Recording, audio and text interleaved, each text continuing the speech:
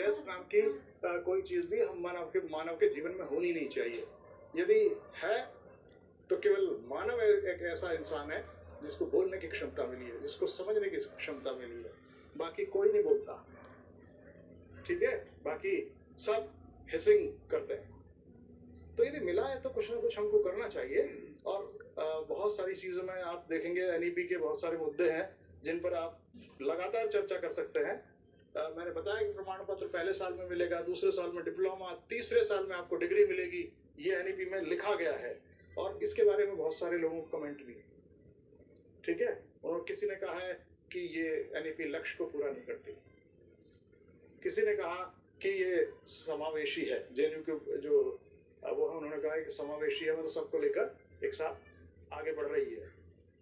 BBC कहता है कि ये आरएसएस का मुद्दा है, और बहुत सारे लोग कहते हैं, डूटा कहती है कि नहीं, ये पूरी संस्थाओं को बीओजी के हवाले कर दिया गया। बोर्ड ऑफ गवर्नेंस, सब में बोर्ड ऑफ गवर्नेंस बनेंगे, मॉनिटरिंग होगी कि एनईपी कैसे आगे बढ़ रही है। तो एनईपी को कोई आप ऐसा मत समझिए, मिशन है ये, मिशन, और इसको बड़े सोच समझ के आगे बढ़ाया जा रहा है, ये मिशन है। तो इसलिए, और 30 मुझे लगता है कि सर बता रहे हैं कि 86 के बाद ये अमेंडमेंट है, ये वाला नई शिक्षा नीति 86 के बाद। नहीं, काम बहुत हो गया है, लेकिन नीति के गत क्षेत्र में 20 में आई है, और 30 साल में 35 साल में तो शिक्षा की नीति का चेंज हो जाना बहुत आवश्यक है, क्योंकि बहुत कुछ बदल जाता है। 10 साल में बच्चों की फितरतें बदल जाती है, 10 साल में बच्चों की सोच बदल जाती है, और बच्चे हमको भी आउट ऑफ डेट फील कराते हैं कि नहीं आपको ये नहीं आता है ना। तो इस तरह से ये शिक्षा नीति जो है ये 20 साल बाद बदली है। हमने भी किताबें जो पढ़ी हैं, इसमें एक चीज पर और बल दिया गया है, नैतिकता पर बड़ा बल दिया गया है, नैतिक चीजों पर बड़ा बल दिया है कि यदि नैतिक चीजें हमारे जीवन में नहीं होंगी तो हम अच्छे नागरिक नहीं बन सकते, ना ही बना सकते। यदि हम अच्छे नागरिक नहीं बना पाएंगे तो हमारा पढ़ने पढ़ाने का क्या उद्देश्य है? कुछ नहीं है।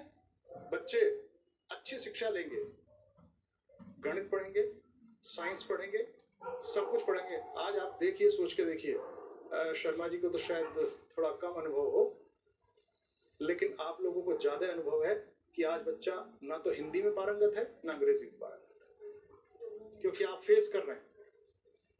वो बच्चे तो छोड़िए, शिक्षक भी, बहुत सारे शिक्षकों मैंने देखा है, वो एक पृष्ठ को बिना मिस्टेक के नहीं लिख सकते। क्षमा करें, मैं आपको नहीं कह रहा, लेकिन आप जैसे बहुत सारे ऐसे लोग हैं। तो यदि हम भाषा की दृष्टि में यहाँ हैं, तो ये जो भाषा है, ये जो सारी चीजें हैं, ये हमारे व्यक्तित्व, आपके सिग्नेचर, आपकी भाषा, आपका लेखन, ये हमारे व्यक्तित्व को बताता है कि हम कैसे हैं। बहुत सारे लोग सिग्नेचर देख के बता देंगे ये व्यक्ति का, इसका व्यक्तित्व कैसा होगा। आपके लेख को देख के बता देंगे आपका व्यक्तित्व कैसा होगा। तो इसमें एनईपी में नैतिकता पर बड़ा बल दिया गया है। हमने वो कहानियां पढ़ी हैं, दधीची की कहानी पढ़ी है, हमने बहुत सारी शिवाजी की कहानी पढ़ी है। हम शिवाजी को कैसे, आप देखिए शिवाजी ने कितना नवाचार किया है, समझते हैं इनोवेशन।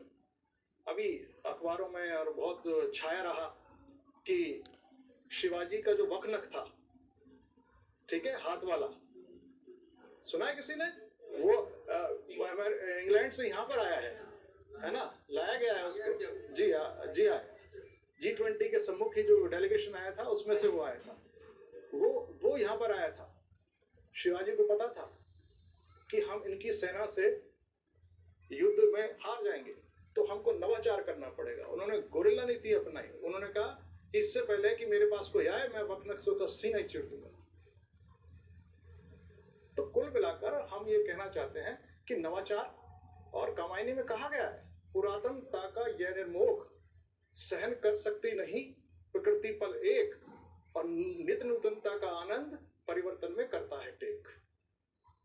आप देखिए कि हम पुरानी चीजों को लेकर, संस्कृति को लेकर बढ़े, लेकिन जैसा कि शर्मा जी का बहुत सारे पुराने पाठ निकाल दिए गए, हटा दिया गया। अप्रासंगिक भी हमारी संस्कृति, सभ्यता, भाषा से जुड़ी हुई चीजें होती हैं। समझिए आप इसको।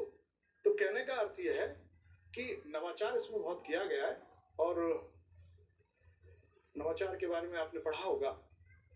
बड़ा अच्छा दृष्टांत मैं आपको देकर यह जाऊंगा कि दक्षिण अफ्रीका में आपने देखा होगा पानी की बहुत कमी हो गई थी। पानी लगभग समाप्ति पर था। तो वहां के जो लोग थे, बुद्धिजीवी लोग थे, उन्होंने सरकार से कहा कि आप इसका व्यवस्था कीजिए। उन्होंने कहा ठीक है, आप बताइए। सरकार के साथ बैठे, उन्होंने कहा ठीक है, पानी की राशनिंग कर दीजिए।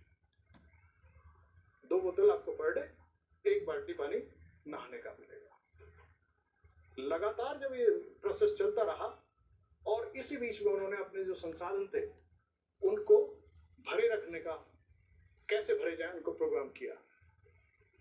उसमें पूरी जनता ने उनका साथ दिया, एक एक व्यक्ति ने उनका साथ दिया। उसका परिणाम यह निकला कि वो उस संकट से निकल गए। कोई भी संकट आएगा उससे निकल जाएंगे, ये बड़ी बात नहीं है। बड़ी बात यह है कि मैं जो आपको बात बताने जा रहा हूं कि उस संकट से निकल गए, लेकिन वो संकट आने से पहले 0 डे आने वाला था। कि 0 डे का अर्थ है नो वाटर, ठीक है।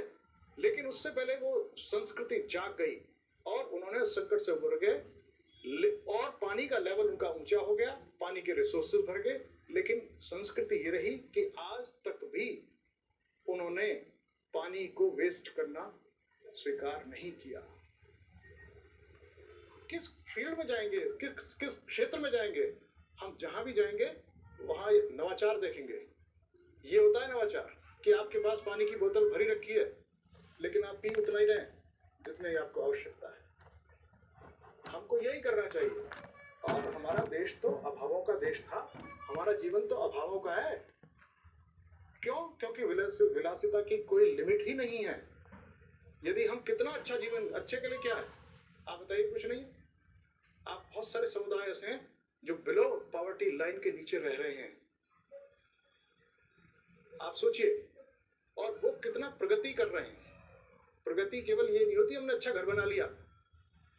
आप देखिए, अच्छे घर में 4 कमरे, 4 कमरों में 4 सदस्य, 4 मोबाइल पे लगे हुए हैं। क्या ये प्रगति है? ये अवनति है, जिसको इस एनईपी में बड़ी अच्छी तरह से डिफाइन किया गया है कि हम अपनी पारिवारिक नामक संस्था को कैसे जीवित करें, कैसे अच्छे विचार को अपने जनता तक, अपने लोगों तक, अपने परिवार तक लाएं। हम तो उदाहरण थे पूरे विश्व के लिए कि देखिए पारिवारिक संस्था कैसी बनी पड़ी है और हम कहां आकर खड़े हो गए हैं कि हमारे बच्चों को मेड पाल रही है। पुरानी परिवार को जीवित करना, पुराने नैतिकता को जीवित करना, पुरानी संस्कृति को जीवित करना, ये इसमें भी लक्षित होगा। आप देखेंगे 10-12 साल बाद यदि ये ठीक चलता रहा तो इसका भी परिणाम आपको देखने के लिए मिलेगा। हम अंधी दौड़ में जा रहे हैं। हमारे बच्चे इस देश में रुकने को तैयार नहीं है। हमारे बच्चे कनाडा की तरफ मुँह किए हुए हैं, यूरोप की तरफ मुँह किए हुए हैं। आप जिस देश में कोई प्रॉब्लम आएगी, आप सोचो तो सही, यूक्रेन में प्रॉब्लम आई थी, वहां से कितने जहाजों को लाना पड़ा हमारे उसको। और यदि जो कमजोर व्यक्ति होता है ना उसका घर होता है, ना जमीन होती है, ना देश होता है। और जो डरपोक होता है उसके साथ भी यही स्थितियां होती हैं। तो हमको, इस देश को, हमें गर्व का अनुभव कराना चाहिए। हमें ऐसे कार्य करने चाहिए जिससे हमें लगे, कोई भी वो देश उठा के देख लिया, ओमान में संकट आया, अब अफ्रीका के उसमें संकट आया, सब भारतीयों को लाना पड़ता है। क्यों? क्योंकि हमने सोच लिया है कि जो विदेश चला गया वो बहुत अच्छा है। नहीं, वहां जाके देखिए कनाडा में क्या स्थिति आज, किस तरह से। और जितने भी ये वेस्टर्न कंट्रीज हैं उन्होंने सबने सोच रखा है कि सर्विस के लिए भारतीयों को बुला लीजिए। सर्विस समझते हैं? केवल वो काम जो सर्विस के हो, उसमें प्लम्बर हो, उसमें मेड हो, उसमें नर्स हो, उसमें। क्यों टीचर्स को नहीं बुलाया जाता? क्योंकि टीचर्स वहां जाकर उनके देश को बदल देंगे, इसलिए नहीं बुलाते वो टीचर्स को। तो कहने का अर्थ है, हमारी इस एनईपी में बहुत सारी बातें हैं, इनको कहां तक बयान किया जाएगा। देखिए, हमारी जो संस्कृति का एक अहम हिस्सा था वो था नॉलेज, ठीक है। और नॉलेज कहाँ थी? पुराने लोग कहते हैं ज्ञान तो कंठ का और पैसा गंठ का। ज्ञान वो जो आपके मस्तिष्क में है और पैसा वो जो आपकी जेब में, बाकी सब बेकार है, समय पे काम नहीं आता। हमारा जो ज्ञान है, हमारी जो ज्ञान की परंपरा है, वो हमारे बीच में दृश्य और श्रव्य माध्यमों से आई है। 90% लोगों का जो ब्रेन का 10% हिस्सा है वो केवल बुकिश ज्ञान का होता है, और बाकी 90% वो होता है जो हम सुन के ज्ञान कर लेते हैं। इसी माध्यम से हमारे वेद पुराण सारी चीजें हमारे बीच में आई। पहले कहाँ पुस्तकें थी, लेकिन आज सारा पुस्तकों में सिमट कर रह गया ज्ञान, और ज्ञान को पढ़ने के लिए कोई तैयार नहीं है। सब पुस्तकों में पुस्तकें छप रही हैं, पुस्तकें आ रही हैं, पुस्तकें। मेरी लाइब्रेरी में 26,000 किताबें हैं। दिल्ली सरकार की लाइब्रेरी है, उसमें 26,000 किताबें। एक व्यक्ति भी कोई पुस्तक को पढ़ने नहीं आता। 13 और लाइब्रेरी है, 80,000 किताबें उसमें। कोई एक आ जाए अखबार पढ़ने, पत्रिका पढ़ने, बाद दूसरी है। तो कुल मिलाकर हमारी जो ज्ञान की परंपरा है वो 90% हमारी सुनने से आती है। हम सुनते थे। आप सोचिए, मैं धीरे धीरे इसके ऊपर आ रहा हूं कि हमारे यहाँ विवाह होते हैं। विवाह के पीछे जब घुड़चड़ी होती है, कुछ गीत ऐसे होते हैं जो अनावश्यक, हमने कहीं पढ़े नहीं, कुछ नहीं, हमारे मुंह से निकलने स्टार्ट हो जाते हैं। लोकगीत, वो हमें किसी ने लिख के दिए थे क्या? हमारी माँ, हमारी जो और पुरानी महिलाएं थी, उनके माध्यम से हमारे बीच में आए वो, और आज हमें याद है, उन पे चलते हैं, उनको मानते हैं। बच्चे के समय के गीत हैं और बहुत सारे गीत हैं। इसी तरह से हमारा ज्ञान जो था वो हमारा श्रव्य माध्यम से हमारे पास आया, और उस श्रव्य माध्यम को इन्होंने खत्म कर दिया। तो इसलिए इस चीज में एनएपी ने बड़ा संगीत और ये सब चीज इसीलिए लेकर आई है कि इस तरह से हम अपने ज्ञान को, हम अभी बहुत सारे लोग ऐसे हैं जिनको प्रार्थना भी ढंग से नहीं आती होगी, जिनको दूध की तरह बच के जाना, यहाँ से जो भी बातें अच्छी लगे वो लोगों को शेयर करना, बताना उनको। मैं एनईपी के बारे में, तो शर्मा जी एक्सपर्ट है, मैं तो एनईपी के अंदर क्या है और एनईपी की आवश्यकता क्यों है, इस विषय पे आपसे बातचीत कर रहा हूं। बहुत जरूरी है। बच्चा विदेश में है, पिता की मृत्यु हो गई, आ ही नहीं पाया, वीजा नहीं है, वो नहीं है, वो नहीं है। क्या हमने इसलिए बच्चे को जन्म दिया था? ये समस्याएं हमारे साथ, बहुत सारी समस्याएं। क्या तुम 5 लाख की नौकरी की जगह 1 लाख की नौकरी में भारत में क्यों नहीं किया आपने? क्यों छोड़ के चले गए अपने माता पिता को? क्योंकि हमने उनको नैतिक शिक्षा नहीं दी कि माता पिता के कितने संस्कार, कितने ऋण हमारे ऊपर है। हम भागते रहे कि ये अच्छा फिजिक्स में कर ले, मैथ में कर ले, हिंदी में कर ले, उसमें कर ले, इसलिए हम भागते रहे। अब हमको छोड़ के एक दिन चला गया या चली गई। एक एक दो दो बच्चे हैं, आप सोचिए। अब वो सारे, हम खुश है कि हमने थोड़ी मृग मारीचिका है कि खुश है कि अमेरिका कनाडा में, कुछ नहीं है वो सब आपका जो मिसमैनेजमेंट है, मेरा मिसमैनेजमेंट है कि पिता मृत्यु के लिए 4 आदमी नहीं मिल रहे। तो मेरा आप सबसे निवेदन है कि इन अच्छी बातों का जरूर पालन करें। आप सब वरिष्ठ हैं, प्रधानाचार्य हैं, शिक्षक हैं, निदेशक हैं, है ना। मैं तो सबसे ज्यादा अल्पज्ञ मैं ही हूँ, है ना, क्योंकि मुझे बहुत चीजें लगती। मैंने चिंता व्यक्त की थी शर्मा जी से, मैंने कहा बहुत सारी चिंताएं हैं, उनको देख सकते हो। मातृभाषा का काल, मम्मी सिखा रही है डॉगी, बच्चा कह रहा है कुत्ता, वो कह रही नहीं कुत्ता नहीं होता, तो उसको लगा ये कुत्ता नहीं है, डॉगी है। ये हमारे अपने कर्मों का परिणाम है, किसी को दोष नहीं देंगे हम। अब आप कहेंगे क्यों इंग्लिश भाषा क्यों नहीं होनी चाहिए? होनी चाहिए इंग्लिश में। हमारे अपने बच्चे विदेश में पढ़ेंगे, जो हम संस्कृति वाहक हैं, हम संस्कृति को लाने की कोशिश कर रहे हैं। सबको विदेश जाने में मनाही नहीं है, विदेशी मानसिकता ना हो। वहां रहकर भी वो, यदि वो हिंदुस्तान को श्रेष्ठ सिद्ध करने के, तो हमारा सार्थक हो गया। हमारा तो ऐसे हो गया जैसे हमने कोई बेटा भेज दिया और सरहद पे वो शहीद हो गया।